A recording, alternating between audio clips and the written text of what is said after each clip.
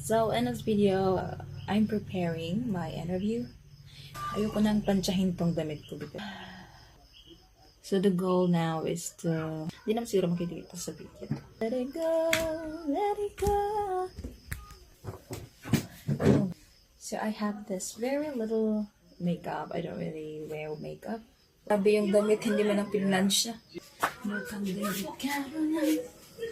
I don't feel like ironing my clothes. It is what it is. I have this flower.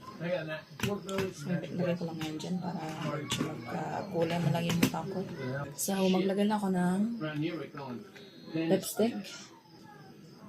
Hindi pwedeng mamutla tayo. Baka sabihin nila natakot tayo sa mga tanong nila. Just. Patayin ko yung ilaw. Oh, kaya mo yan, girl. Tapos na yung interview ko and it's weird, but whatever. Hi guys, so in this video, I'm about to join an interview. And as you can see, hindi ako nag-ayos. So nag-aantay ako kasi nga in less than 30 minutes, I have an interview. Dapat naka-formal tayo pero sobrang lamig dito sa amin kaya bahala na kung hindi ako matanggap hanap iba. Nantok talaga ako, alas 9 na kasi. So my scheduled interview will be at exact 9:45. Nilalamig ako, sobrang nilalamig ako. Bale, ano na to, pangalawang interview na to. Kasi yung initial na pasa ko na. So, pangalawa pa tong interview via Zoom. So, it's 9:28 p.m. Yung interview ko kasi is, 9:45. Yung lang naman nakakabahan. Pero you have to face your fears. Charot. Hindi ako masyadong familiar sa company nila. Okay. So, 10 minutes na lang. Hello? That's okay. You can call me Leo.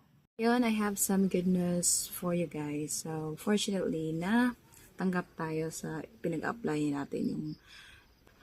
Today is my orientation. Meron lang kami i-discuss kung ano yung process. Siguro mga training. I have no idea because ito yung pinaka-first na virtual assistant na job ko So, alam mo yun, walang internet.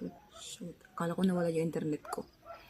Excited ako ba at the same time I'm scared, kinakabahan. It's a mixed emotion kasi nga I'm still learning the ropes kasi sa ganitong mga trabaho kasi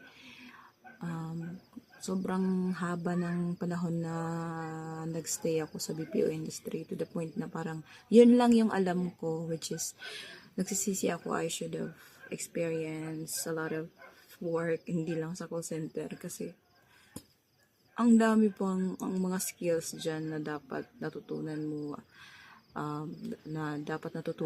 hindi lang pala dapat ako nag-i-stick sa pagiging isang customer service kasi mas marami pa sana akong opportunity kung magiging matapang lang talaga ako. So, yun nagsisisi ako. I could have done it earlier. Noong mga 20s pa ako, hindi na ngayong 30s na ako. Siguro mayaman na ako. Hindi naman siguro ganun. Pero yeah, dapat pala nag-explore pa ako para mas marami akong skills na alam. Hindi na yung pagtatawag at pag-usap ng mga Amerikano.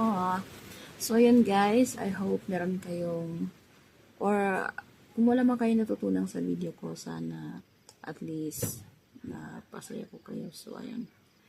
See you in my next video and don't forget to subscribe my channel. Bye.